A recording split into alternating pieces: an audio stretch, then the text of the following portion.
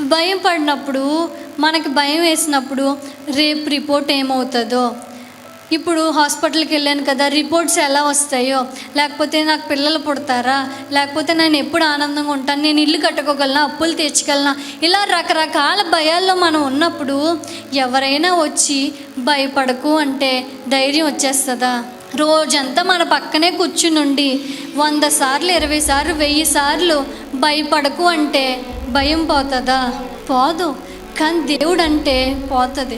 దేవుడు అంటే ఎందుకు పోతుందో చెప్పనా? దేవుడు నువ్వు భయపడకు అని నిన్ను వదిలేసి వెళ్ళిపోడు. భయపడకు, నేను నీకు తోడై ఉంటాను.